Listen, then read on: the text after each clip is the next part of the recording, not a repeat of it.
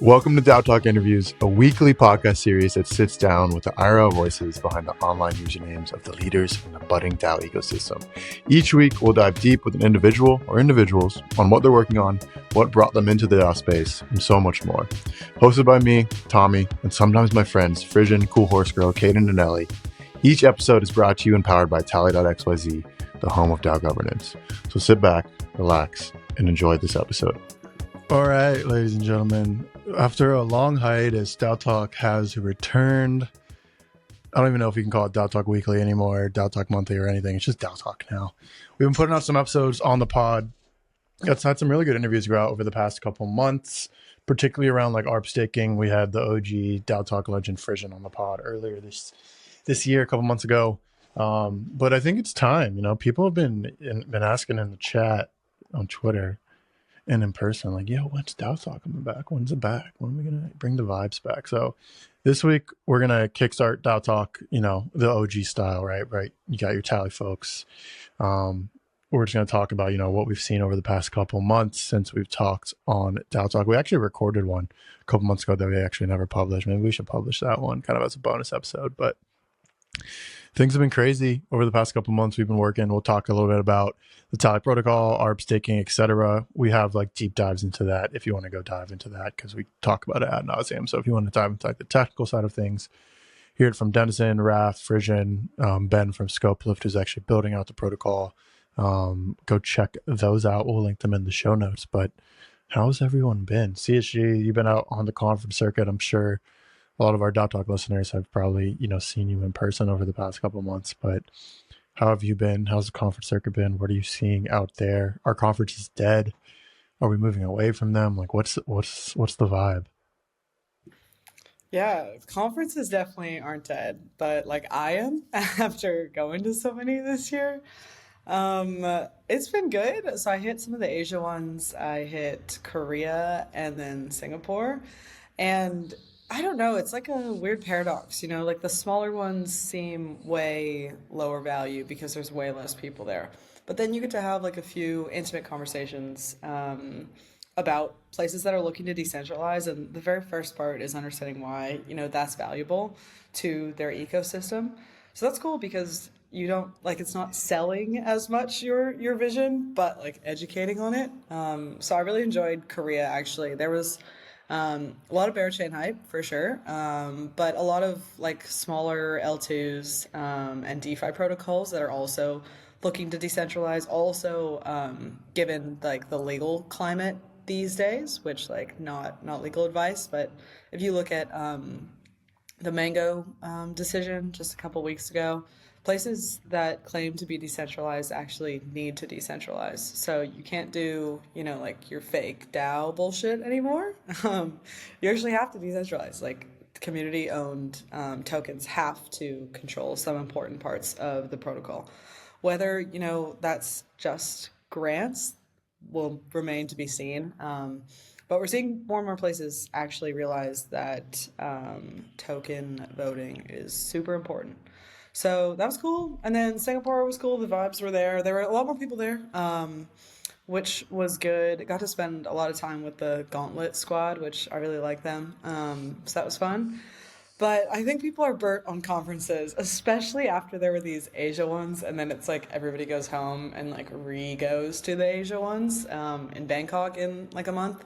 So we'll see who actually ends up turning up. But I'm excited, you know, feeling good. It's really nice to be in person, as it usually is. Seems like the events aren't as well attended, and it's more just like everybody setting up individual meetings, which was good. I like it. I'm sure most people can agree, right? Like the events are pretty stressful, but it's actually fun to go and get to meet random people. Another thing I keep seeing pop up, which like I know is like a weird narrative over summer too, was like all the marketing people in crypto squatting up, all the BD people in crypto squatting up.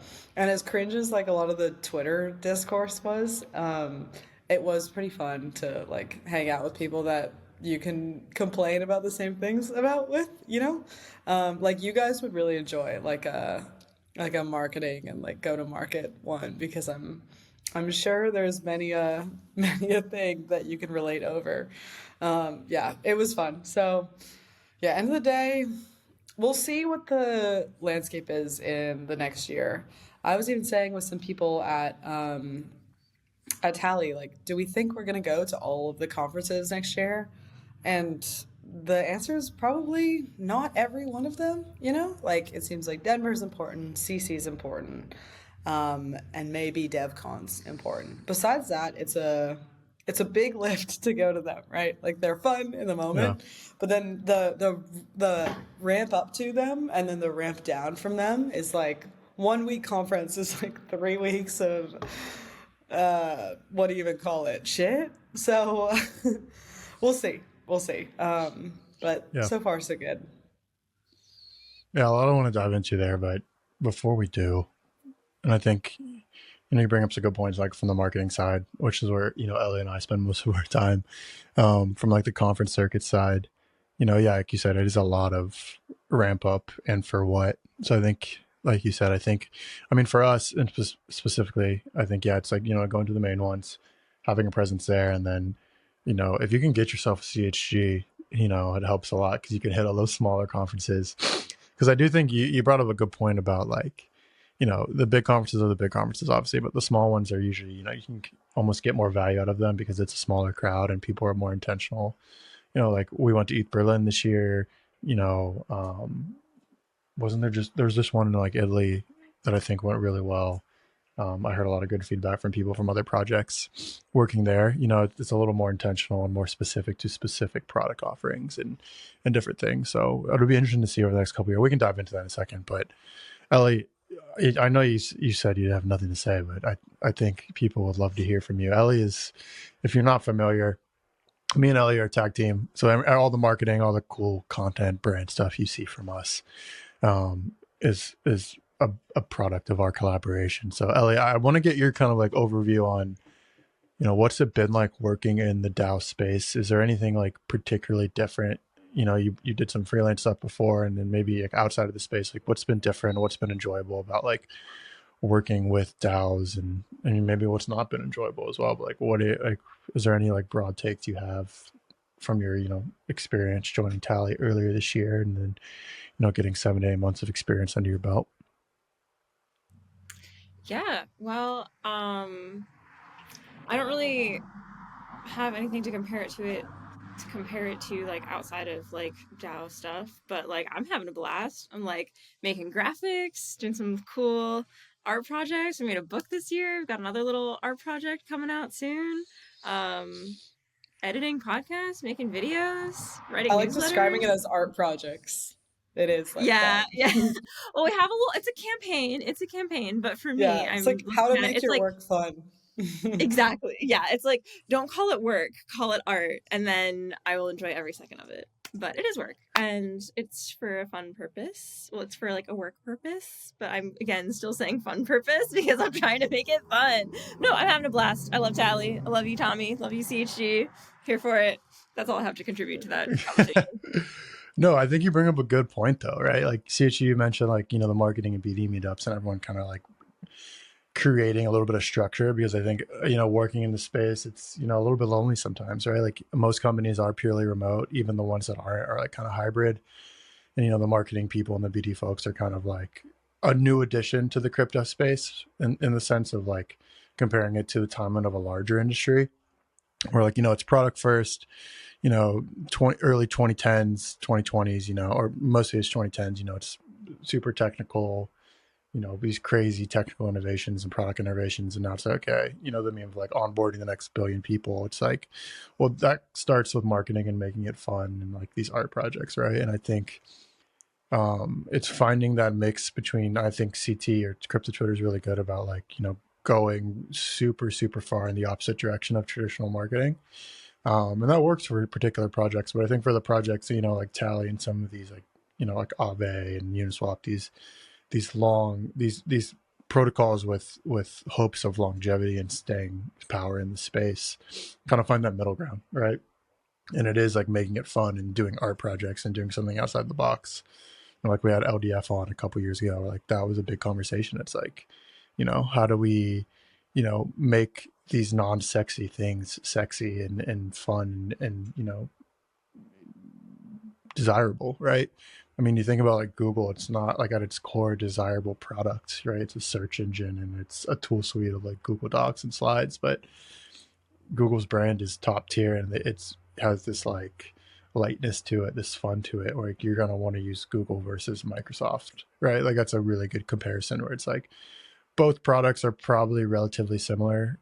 Everyone's going to have their bias. I think everyone kind of hates Microsoft, but I think that comes back to the branding and the positioning of the product itself, let alone what the product actually does, right? So I think that's super important from our perspective and like what we're creating, but also just for DAOs in general.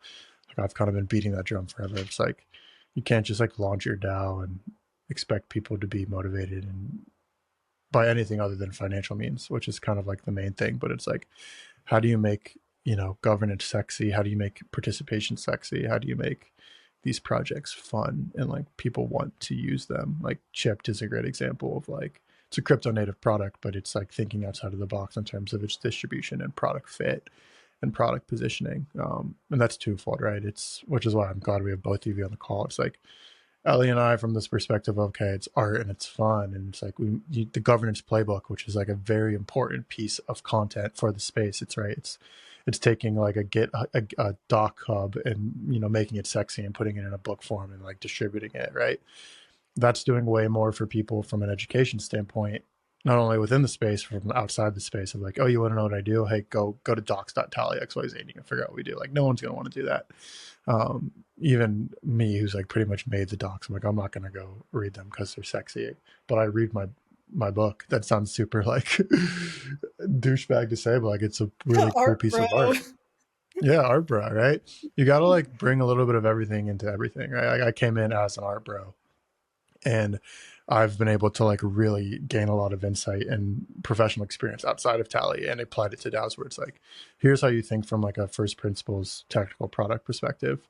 How do you apply that to like the art bro marketing landscape and vice versa, right? It's like, okay, like we need to make certain product decisions based on how this is going to be positioned and perceived by the ecosystem, and so forth, right? It's a flywheel. So I know you feel like you don't have much to contribute, Ellie, but I think it's super important. And like you said, CHG, I think it's kind of collectively being realized in the space, and people are starting to like kind of team up, share information, exchange information, and create really cool new concepts and ideas around, the products we know and love and we're building. So I'm excited about it.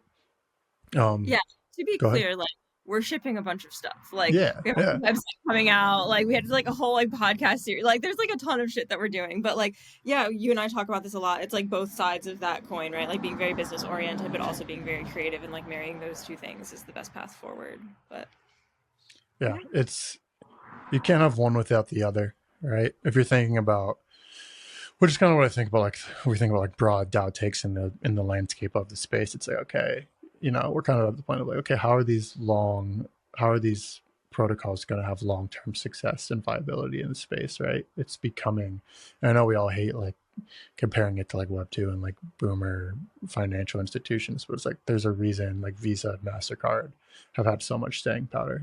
It's not only their product, but it's their brand positioning and marketing and BD and things like that. So I think it's important as we move forward in the space, that we really emphasize that it's a collective effort from everyone involved, right? And then you find your golden geese, kind of think like we all are, where it's like, okay, you have the technical expertise and you understand the product and how to communicate the product, and then you can use that to guide and help you in terms of your marketing efforts and doing some fun crazy stuff. But yeah, like you said, we are shipping a ton and I'm really excited about it. And I'm excited to we've started to play a little bit more of a role in the GTM and comp strategy of these other DAOs. Because something we've talked about since the beginning of DAO Talk is like, yeah, we're on here talking about and doing it, but at the end of the day, like we're out there shipping and building and in the trenches and seeing what works, what doesn't work, and helping, provide best practices for DAOs that want to work with us or work with someone else, right? It's open, free-flowing information exchange that I'm really excited about, and I have been excited about as well. I've stayed on for 3 years and we'll continue to do that. But CHE brought up a good point of like, kind of why I wanted to restart DAO Talk. It's like, I'm still not going to name names, but over the past couple of years, there's been like, you know, projects we wanted to work with or tried to work with who ultimately like don't work because they're not truly decentralized. That ultimately are like using decentralization and the DAO, you know, moniker as a way to like signal, you know, to the OGs and the technical, like the people who actually like care about the ethos that Web3 and crypto is built on, so that they can attract, you know, users and brand recognition. But I think we're starting to see, like you mentioned earlier, a lot of projects who were kind of faking it. Everyone's starting to realize that cohesively, or not cohesively, but naturally, which is why we never called them out, because I think it's a bad look, and I'm not going to call them out now either. But it's like, our goal has been like educate the masses as much as possible. Like, this is what true decentralization is. This is what token voting is. This is how you actually run a DAO properly. There's still going to be problems with all of that, but if you're faking it, you're just guaranteeing those problems are going to manifest down the road. It's like instant gratification versus long-term gratification, and now we're starting to see a lot of those protocols pay the price. And maybe they knew that was going to happen on the line and they didn't care, which is I don't like taking that outlook, because it's like a negative outlook on humanity, right? But that's almost just as bad as if you refuse to do the research and education and be ignorant to like what actually works. You know, there's been 5-6 years of DAOs that have done it correctly and are doing just fine now. And I'm interested to see how that will take shape over the next, you know, 6 to 12 months. So like protocol, staking, etc., because a lot of these DAOs that didn't truly decentralize and launched their DAO properly are not going to be able to participate in the future of what on-chain governance looks like, right? Like, where we are solving a lot of the problems around token utility and financial utility, and being able to, you know, use your governance tokens as a financial means in DeFi, and also, you know, having the underlying governance value. So I'm interested to see how that will play out over the next couple months. But I know CHG, you're like in the trenches, you know, kind of preaching the gospel and helping people move, you know, into better practices, whether they're starting from zero or, you know, kind of, you know, that's vulgar, I'm saying, unfucking themselves from bad organizational decisions in the beginning. CHG, when you're like talking and, you know, pitching everyone, is it more of a, are you having to like educate people more on like the base processes of governance? Or is it more of like, okay, we understand why governance is important, you know, what exactly or how do we need to build? Like, are people familiar with the governor standard? Are they familiar with like kind of the intricacies of governance? Or is it more like, okay, they're starting from zero and we have to just like show them, here's a token, Yeah. here's how you vote with it, here's how proposals pass, and etc. Yeah, that's a good question. Like, the vast majority of the DAOs that work with Tally have like start with a pretty low understanding of governance, which is fine. You don't need a massive understanding of governance to get started with Tally or even with governance in general. But it's interesting, you know, like it's not clear to me that the majority of crypto sees the value in governance yet. You know, it seems like, you know, the saying, like, you only realize it once you, like, don't have it or, like, get fucked by not having it, which is what's happened with Mango, what's happened with some other DAOs, right? Legally or on, like, a how the token is going and how the protocol operates type of basis.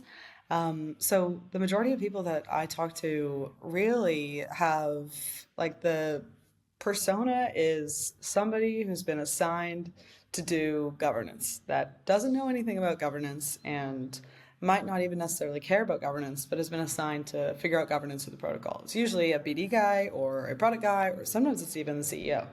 But usually the most of my calls are talking about the governor standard and what voting is and what creating a proposal is and why delegation is very important and what delegation even is. Which, again, is fine. I appreciate that people know that they need governance, but maybe don't know why that is. And they can, you know, learn that through working with us or even just reading our docs. But those like deep governance thinkers out there, which like Andre from Safe Rafa from ZK Sync. There's a few of the clients that we work with, Aaron from Uniswap, that just like know so much about governance and have so many like cool ideas about the intricacies and how you could meld them to do what you want. But the majority of crypto protocols out there don't know the first thing about governance, really. Which is interesting, right? Because the governor contracts have been around since 2019. So that's coming up on 6 years, which is a lot longer than a lot of things that sort of seem normal in crypto have been around, right? It's longer than L2s. It's longer than, like staking. But for governance, it just hasn't reached that level of sentience in people's minds, which is okay, right? It's like the thing of like, we're still early. Like governance is definitely still early. But yeah, for now, I usually say most of the like sales process for Tally is like an education process. You know you need governance because somebody told you you did. You don't really know why. You don't really know what governance is, and we're here to help with all of those things. I think like some of it's quite hands-on we can be, and some of it's like just go read our docs, which is cool. But if you know about governance, you're in like you're in the 0.0001% of the world, and then you're in the 1%, maybe 10% of crypto. If 10 is very generous, but we'll see. Yeah. I think, it's, the kind of thesis we've had is like DAOs are going to kind of eat everything in crypto, right? Because it's kind of like the vehicle in which these protocols can become true businesses and organizations moving forward, right? It's kind of like the natural way of governing in the space and how these businesses run, like fully remote, on-chain. There are some off-chain, like foundations, like with Off-Chain Labs and Arbitrum, and like eventually with the Tally protocol and Tally Labs, etc. So yeah, it's definitely still early, and it comes down to like you said, education, and that's kind of goes back to the conversation here with marketing. It's like education in and of itself is not sexy, right? You're not just going to read white papers and docs all day. So it's like packaging that in a way that's receivable and understandable, and people want to listen and watch and read. And that's why DAO Talk exists. That was the crux of why we're doing it in the beginning and why we're bringing it back, talk about it more. And yeah, I mean, I'm excited about it. I think, the next 6 to 12 months are going to be really interesting with our, staking and hopefully getting that implemented with some of the larger DAOs like Arbitrum, who signaled that, they're going to start funding some stuff around that. Hopefully we have some good news on that front coming up, but super excited about it. And I think there's still a lot of really cool experiments happening in the DAO space. Like I just saw like a project, I think it's like DAO.new or DAO.fun or something like that, where it's like, I don't know if you've seen it, but it's like it functions as a DAO, and you basically buy your way into it, and then there's one person who's leading it who is basically running a portfolio, kind of like a VC. And it's right now it's specific to meme coins. Cool. Yeah, so you buy in, you basically fund a treasury, and then you're trusting. You're buying. Obviously, if you're buying into it, you trust the fund manager, who has like I think it's like they're setting it where like they have a 6-week time horizon, and regardless of how much or how little they make, I think like the principal remains the same no matter what, so at least you'll get your money back in the end. But it's a way to like kind of bootstrap some VC funds or cool organizations. It's just a cool experiment with like the DAO structure that I think there's little things like that are bubbling up as things go forward, and that just kind of reiterates the importance of having these trustless, battle tested frameworks where projects like this can happen. And it all kind of comes back to governor. So I'm really excited about all that. And I'm excited about, projects we have in the works and things we're shipping. And I will say, as we wrap up, I'm looking at a stack of like 40 governance playbooks. If you want one and you're listening to this and you're an OG DAO Talk listener, hit my DMs at Tommy Lauer. I will send you one and I'll sign it. And I'll give you a Tally third leg sticker too. It being Lauer, not lower, still blows my mind. But and I did like a poll on Twitter. I was like, "Do you pronounce my name Lauer or Lower?" And I thought it was gonna all be Lower. Like 80% said Lauer, and then like it is Lauer, right? Like that's how you actually pronounce it. Yeah, I say Lower because it's like people know how to spell Lower, but it is Lauer. My name is Lauer. I've always assumed it was Tom Lauer. Thank you. You're a true friend. What? See, she is an industry plant. Yeah, like it almost seems like a meme name, which I like, you know? Higher, lower. Yeah, I might just like lean into it, but who knows? Lower is Yeah. not really a great word though. You want to go lower? Well, we want to go Yeah. higher. I should change my name to Tommy Higher. Yeah, Oh um, yeah, my god, yeah. you totally should. Yeah, I I should should have an totally. That's all. I'm probably gonna have an all. It's Tommy Higher. It's just like me, like bull yeah, posting yeah, every yeah, coin yeah, possible. But yeah. I'll get that going today. But anyway, thank you guys for joining. I'm glad we're back. We'll have more of these, probably like twice a month, and then we have some interviews coming down the line as well. So looking forward to it. DAO Talk's back, baby. DM me if you want a governance playbook. It's pretty freaking sweet. I'll say so myself. We'll see you in the next one. Peace, guys. Bye. Peace.